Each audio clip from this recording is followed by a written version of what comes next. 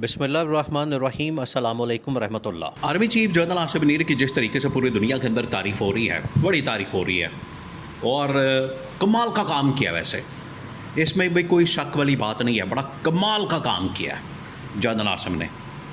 क्योंकि जनरल आसिफ ने न सिर्फ पाकिस्तान के अंदर जब इंडिया ने हमला किया और यहाँ पर इसने पाकिस्तान के एयर बेसिस के ऊपर, पाकिस्तान के मुख्तलिफ फ़ौजी तनसीबात के ऊपर, आम आबादी के ऊपर जब इंडिया ने हमला कर दिया तो जनरल आसिम आर्मी चीफ इन्होंने इस पूरी की पूरी बाद में जो जंग थी उसको डिज़ाइन किया और डिज़ाइन करने के बाद उन्होंने फिर उसके मुताबिक काम किया और इंडिया को ऐसा जवाब दिया, इंडिया को ऐसा करारा जवाब दिया कि इंडिया के होश उड़ गए, इंडिया के होश ठिकाने लग गए। इंडिया को समझ आ गई कि अब हमने पाकिस्तान के साथ पंगा नहीं लेना।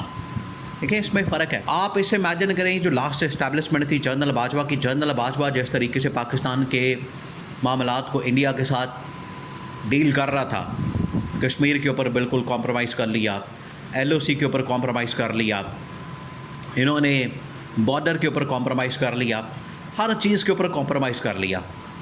तो इंडिया ने समझा ये तो अब पाकिस्तान जो है हमारे हाथ में आ चुका है, पाकिस्तान अब हमारे कंट्रोल में आ चुका है। अब पाकिस्तान के ऊपर हम जैसे मर्ज़ी हमला करते हैं, पाकिस्तान के ऊपर जैसे हम मर्ज़ी चढ़ाई कर लें, मसले वाली बात ही कोई नहीं, टेंशन वाली बात ही कोई नहीं। हम अपना मर्ज़ी से मतलब निकाल लेंगे और हमला करके तो हम निकल जाएंगे। लेकिन इनको पता नहीं था कि यहाँ पर अब इस्टेब्लिशमेंट चेंज हो चुकी है, मिलिट्री कमांड चेंज हो चुकी है, यहाँ पर जनरल आसिम आ चुका है। जनरल आसिम ने आके जिस तरीके से इस पूरी जंग को प्लान किया और जंग का जवाब दिया, उससे इंडिया के होश उड़ गए। बिल्कुल उसी तरीके से ईरान का जिस तरीके से सपोर्ट किया तो उससे इसराइल और अमेरिका को कान खड़े हो गए। अमेरिका को पता चल गया कि ईरान के साथ जो है एक न्यूक्लियर ताकत नहीं है। पाकिस्तान, रूस और चीन, ये तीन बड़ी ताकतें जो कि न्यूक्लियर ताकतें हैं, एटमी ताकतें हैं, ये ईरान के साथ खड़ी है और उसकी वजह से ईरान को हराना अब नामुमकिन हो चुका है।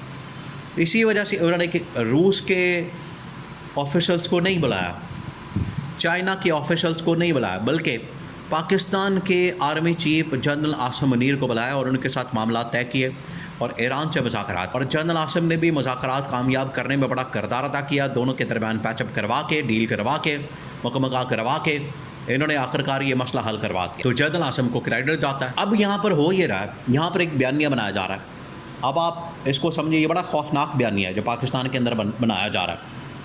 ये कहा जा रहा है कि अब क्योंकि जनरल आसिम को इंटरनेशनल लेवल से भी अप्रिसिएशन मिल गई है, डोनाल्ड ट्रंप से और इधर उधर दाएँ बाएँ से, तो अब इमरान खान को लंबाई जेल में रखना है। लेकिन इनको पता नहीं है कि अब होने क्या जा रहा है। जो लोग ये समझते हैं कि इमरान खान को अब लंबा जेल में रखने का प्लान है, जब तक जनरल आसिम है इमरान खान बाहर नहीं आ सकता, इमरान खान अब जेल में ही रहेगा, उनको शायद इस चीज़ का अंदाज़ा ही नहीं, उन्हें पता ही नहीं। उन्हें अभी सियासी मामलात का और जो रियासती हुकूमती मामलात है उनका शायद अंदाज़ा नहीं, उनका पता नहीं, उनको इस चीज़ की समझ नहीं, जिसकी वजह से वो इस तरह की बात करते हैं। लेकिन हकीकत यह है कि अब जिस तरीके से डोनाल्ड ट्रंप ने वहाँ पर मुआवजे का सामना किया, बिल्कुल इसी तरीके से शहबाज शरीफ की यहाँ पर छुट्टी होने जा रही है। अब वो कैसे, अब वो इस तरह से कि शहबाज शरीफ के ख़िलाफ़ महाज खुल गया। देखिए आप दो स्टेटमेंट्स को सामने रखें, दो बड़ी स्टेटमेंट्स को जो कि इस वक्त सामने आई हैं। एक ख्वाजा आसिफ डिफेंस मिनिस्टर और दूसरा राणा सनाउल्लाह, दोनों की जो स्टेटमेंट्स हैं वो आपस में जुड़ी हैं, लिंक हैं और उससे आपको अंदाज़ा हो जाएगा। एक उन्होंने कहा कि ट्रंप को जो नॉमिनेशन दी गई नोबेल इनाम की शहबाज शरीफ की जानिब से, ये गलत थी, नहीं होनी चाहिए थी। हमें ईरान के साथ खड़े होना चाहिए था जिस तरीके से जनरल आसिम उनके साथ खड़े हुए। उसके बाद राणा सनाउल्लाह की दूसरी स्टेटमेंट, राणा सनाउल्लाह ने कहा कि हम इमरान खान की रिहाई, आज़ादी और इमरान खान के साथ बातचीत, मुज़ाकरात के लिए तैयार हैं। अगर इस्टेब्लिशमेंट चाहती है, इस्टेब्लिशमेंट कर रही है तो हम भी कर सकते हैं और मुज़ाकरात के नतीजे में अगर हमें मैंडेट वापस करना पड़े तो हम ये भी करने को तैयार हैं। उधर क्योंकि सुप्रीम कोर्ट पाकिस्तान में मखसूस नशस्तों का मामला इस वक्त खुला हुआ है, वहाँ से दो फैसले आ सकते हैं। एक तो ये कि ये फ़ैसला इमरान खान के ख़िलाफ़ आ जाए, गवर्नमेंट के हक़ में आ जाए, तब तो हो सकता है कि थोड़ी बहुत इनको रिलीफ मिल जाए, थोड़ा बहुत इनको फ़ायदा हो जाए, ये जो इस वक्त शहबाज शरीफ की गवर्नमेंट है। लेकिन अगर ये फ़ैसला इमरान खान के हक़ में आ जाता है तो 2 मिनटों में गवर्नमेंट फ़ारिग हो जानी है, ये पहली बात।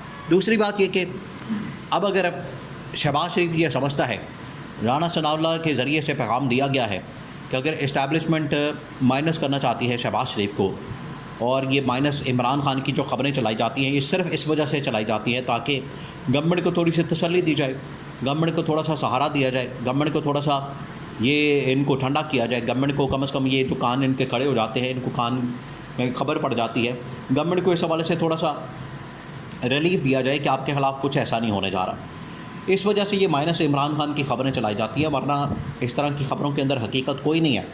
कोई इमरान खान को माइनस नहीं करने जा रहा। इमरान खान को पार्टी से कौन निकाल सकता है?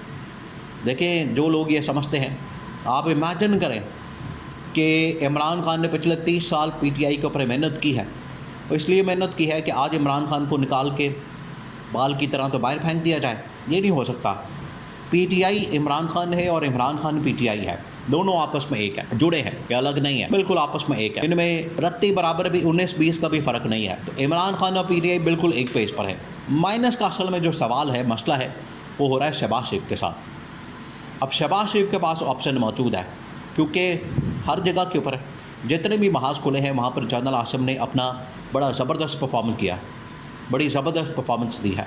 उसने डिप्लोमेटिकली ईरान इसराइल में पैचअप में, पाकिस्तान इंडिया के पैचअप में, वॉर में, जंग में, लड़ाई में, झगड़े में, आलमी सतह के ऊपर इकोनॉमिक सिचुएशन, मोहम्मद बिन सलमान के साथ, तुर्की, ईरान, ये तमाम ममालिक, चीन के साथ मुलाकातें, डायलॉग, उसमें जनरल आसिम ने तो परफॉर्म कर दिया।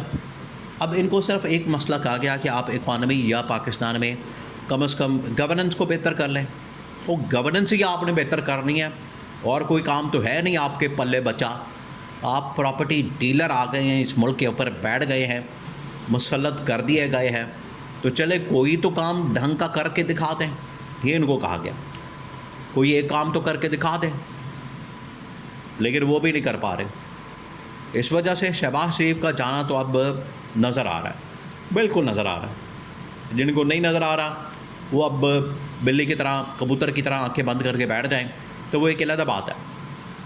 लेकिन ये बिल्कुल वाज़ेह नज़र आ रहा है। शहबाज शरीफ या तो खुद ही लेट जाएगा, इस्तीफ़ा देगा, घर चला जाएगा, नहीं तो फिर इसको घर भेजने का बंदोबस्त कर दिया जाए।